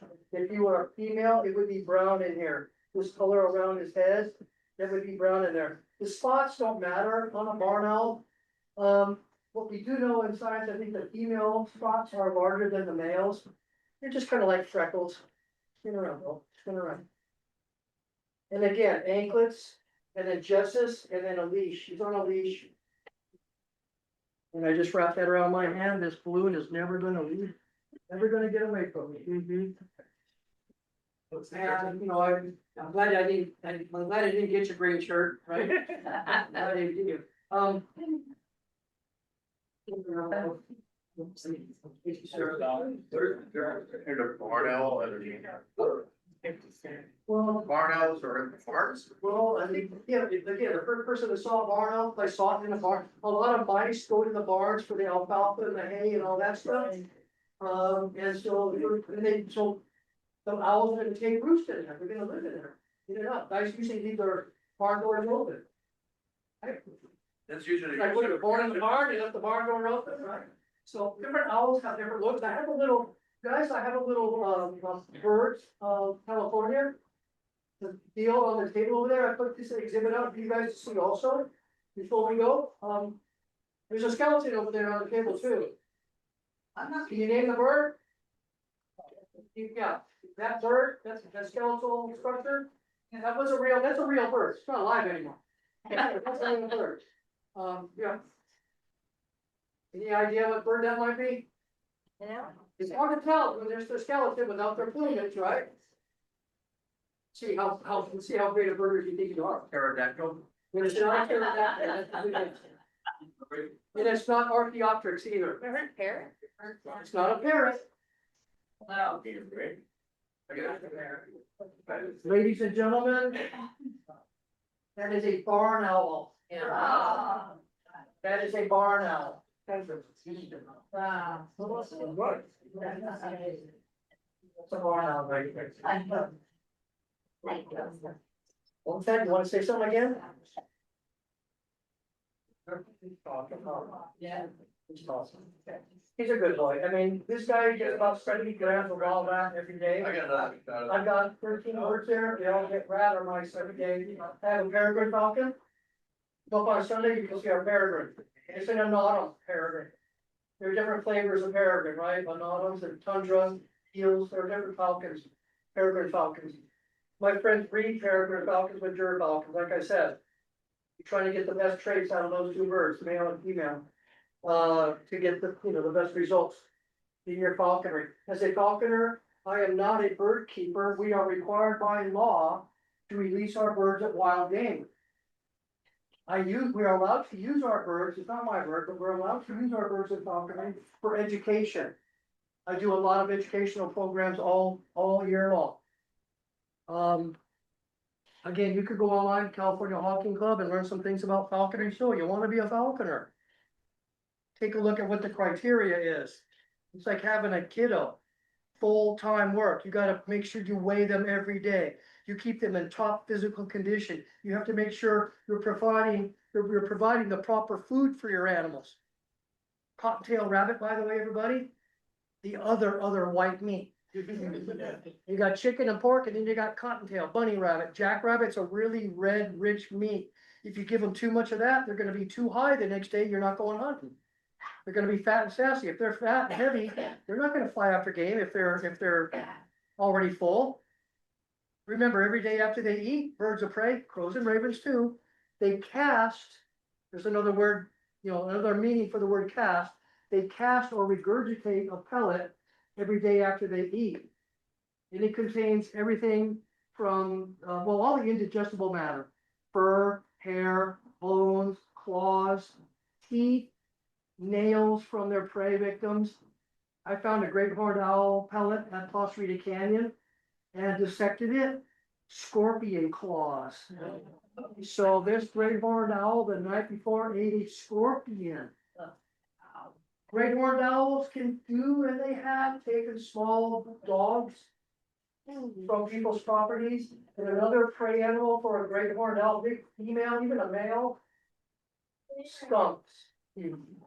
I taught you before, birds for the most part cannot smell. And unless that skunk is facing the opposite and gets a chance to raise its tail, Yeah. unless that skunk has a chance to turn around and raise its tail, if it can't raise its tail, it can't spray.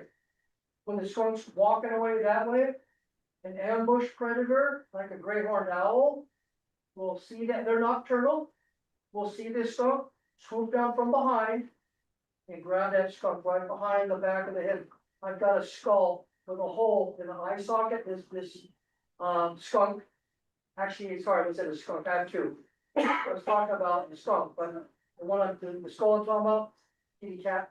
It had a hole through its eye socket and one in the base of its skull. So this owl came in swooping down from behind and grabbed that bird, that cat behind the head. That's that. They're going for the head because they want us to do the animal by the head. My red-tailed hawk got knocked out by a jackrabbit because they grabbed that jack incorrectly. They grabbed it on the back end. And he was going for the fucking Bronco ride.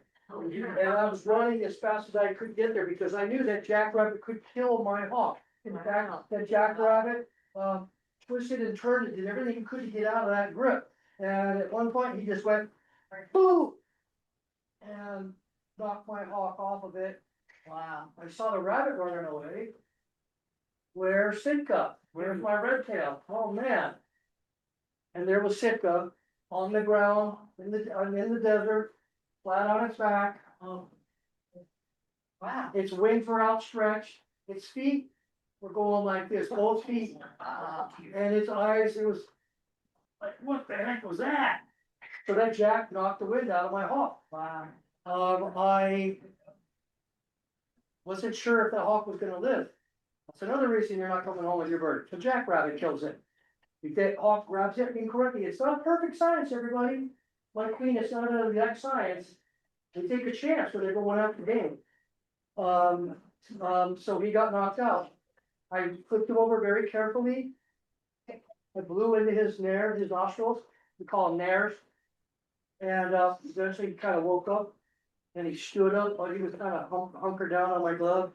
And as we were walking back to the truck, I didn't have to really far to walk, he then took off. But that's fine, but it was like, he got to the Joshua tree near my truck. I tried to calm him down, would not come for a tidbit, would not come for a thumbnail piece of meat. He said, heck no, man, I did something more than I need more. So then I took my lure out of my backpack or out of my falconry bag.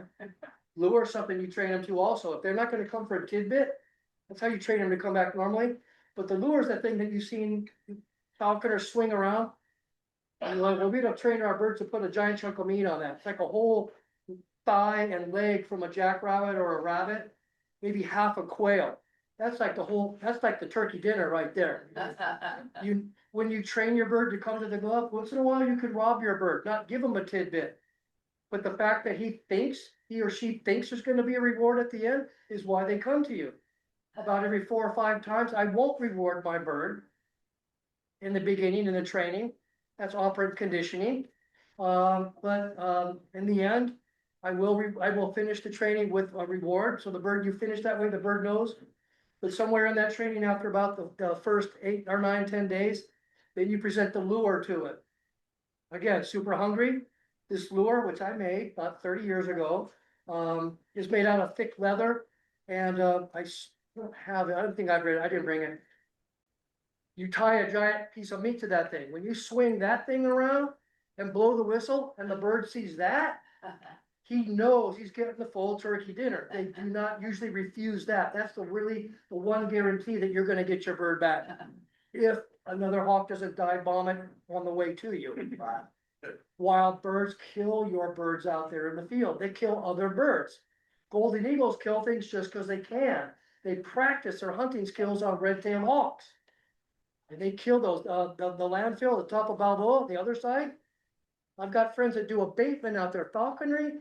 As a California falconer, you could be hired by a hotel, a landfill, you name it, a farm, a ranch, and you're hired to be able to put your bird out, and that will scare or haze the gulls, the pigeons, the doves. If you're a restaurateur and you have your tables outside, you don't want pigeons and birds coming by and hassling your guests, your patrons. You bring a falconer over there and put a bird of prey out there for these other little birds to see, boom, they're out of there. That's a natural predator. You do that 3 or 4 days in a row, those wild birds, they're afraid to go there anymore. You're done there now you go to your next job and you rotate these jobs. A lot of people see abatement at, again, resorts and again, at landfills. My buddies, the Suffredinis, have an abatement project up at the landfill up there at the top of Balboa. And because the gulls are there, so they'll cast their falcons off or their Harris's hawks. That drives the gulls out of there. Within 1 day, here comes Mr. Golden Eagle out of the air, right in front of these guys, and grab an immature red-tailed hawk right in front of them. Golden eagles kill stuff just because they can. And again, I've seen, you could put it on your machine there. I've seen golden eagles take down deer before on the computer. People post everything and anything anymore. I don't do that. So this is Ghost. Let's see if I can get him to talk again. Come over here to you, Pat. Yes. Listen really well, okay, little buddy? All right. Go speed.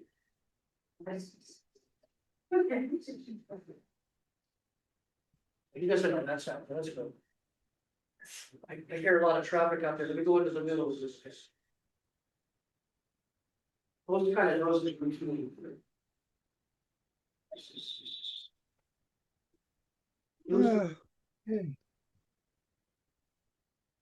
No, of course.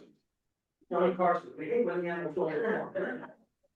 Another cry that Barn Owl make, and the reason they're nicknamed the ghost owl is because the cry that they made, that sound, that.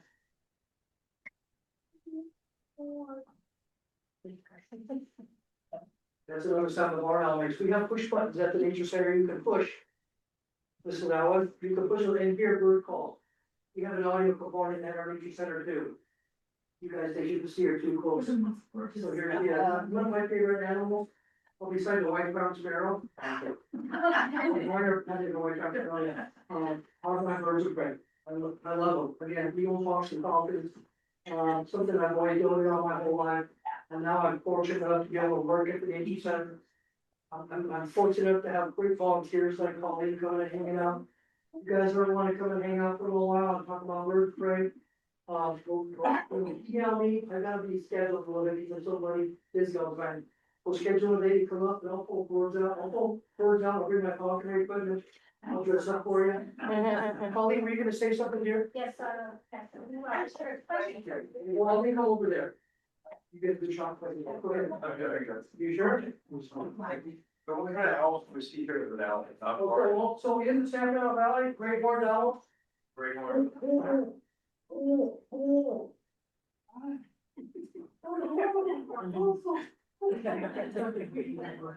Horn owl, yeah. We have horn owl, great horse, we have, yeah, well, it does have to be a farm. It can have a, because every cat, we said, we'll have bird nesting boxes, all the boxes. I have some at the nature center every one. You can have a free owl nest box for your property if you want. Oh, by the way, turning the center around, I saw Matt doing that. You guys, they cannot make their heads go all the way around the whole circle, okay? You and I, we have 7 vertebrae in our neck, they have 14. Birds that perch on branches have 14 vertebrae, which allows them to go twice as far as you and I. If we did an experiment, kept our shoulders forward and moved our head to the side, try to make it go around the whole circle, you can't do it, you stop back here. Unless you're next, I can do a little bit farther than most people might only go 90. Because we have 7 vertebrae in our neck. Perky birds have 14, so they can go twice as far, they could do a 270. It's rare, but they can do it, it's more like halfway, but they cannot, sir, green shirt. They cannot make their heads go all the way around the whole circle, okay, buddy? Yeah, don't, you don't believe everything you see in the cartoons and in the movies, right? Or yeah. Don't see it, again. Little bit. He is primarily a nocturnal bird, but because he's at the nature center, he gets a lot of daily visitors. So he does sleep in the day, he's up, but he's gone all night long. And in fact, when I take him home, back to the nature center, I'll be releasing him in his enclosure. And I will put a rat out for him and he'll have that to eat. The rat we put out earlier, got all covered with ants. We got covered with ants. Yeah, we've got a You guys were great. Thanks for coming tonight. Let's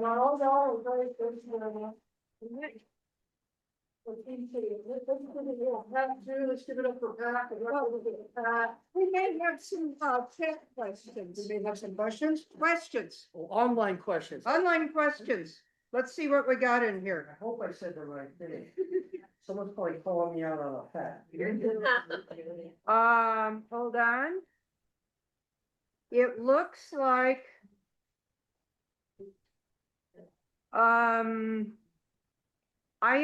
I am not, no, I think we're good on questions. Okay, good. Any questions? Well, yeah, okay, that's all, let's hear it. You guys might work with it. Here's that, Eric's a fox girl. It's a natural predator on the birds. Because it's a natural, so these other wild birds, you see, you know that is an animal that can't, but you know that. So yeah, fly away. All over everything. And at the restaurant, you're cooking all over the table and all. Yeah, so they make a lot of mess. And they're very messy, they're very dirty, it's nice, I don't really want to use that term. Yeah, you want to get rid of everything, so they couldn't or something. Yeah. So, yeah, that's what it, public thing, special license, California, in California. I'm sure other venues, other states have it. The Great Lakes Hockey Association only has about 30 members. And the California Hockey Club has over 230 members. We are the largest club in the country, and we, you know, and I manage their money for them, very lucky. Yes.